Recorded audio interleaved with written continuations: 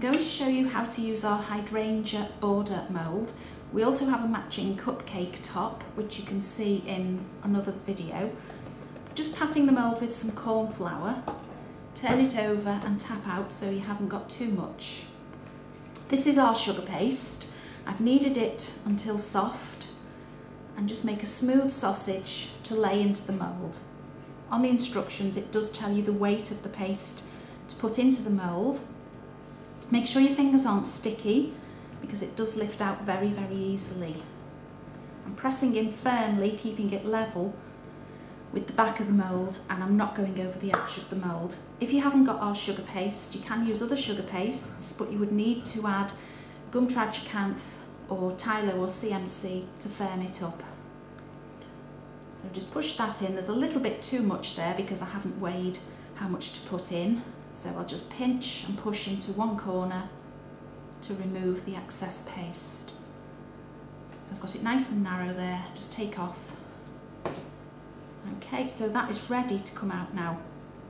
You can see I've compressed really hard into the mould and it will come out very, very easily.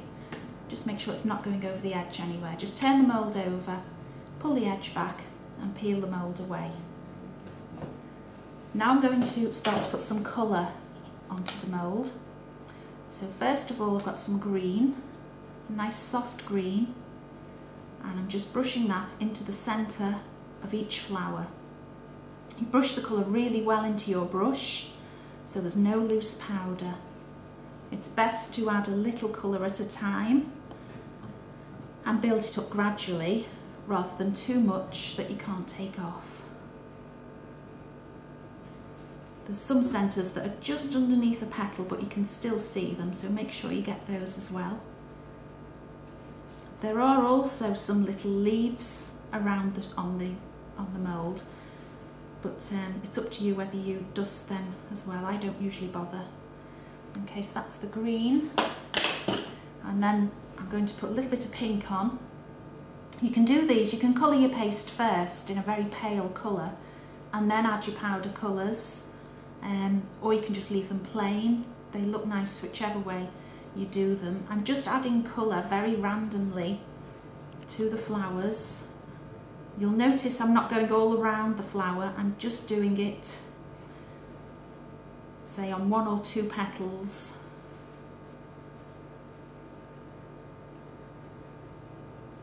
There's lots of ways of doing these flowers.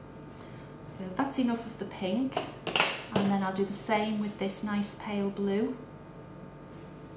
And I'm also using a flat dusting or paintbrush. I find that much easier to catch the edges of the petals. If you use a round brush, you won't get this nice edge on, you know, the coloured edge on the edge of your petals. So like I said before, as little or as much as you want. A little bit more, rub in really well. And I think that's just about enough. Okay, and then finally some white luster or white snowflake, just to give the flowers a nice shine. Again, this is optional, you don't have to do this. It's best to apply while the paste is still soft because you'll get a much better shine on the flowers. Okay, so now I'll show you how to join the two ends together when they're on a cake.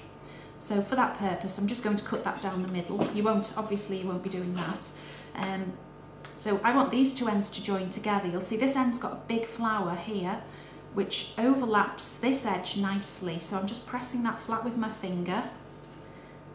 And then when you put it onto your cake, that really helps to join up those two edges. So I'll show you the join on a cake that I've done earlier. That join is just here where my thumb is now. And that's the border around a cake.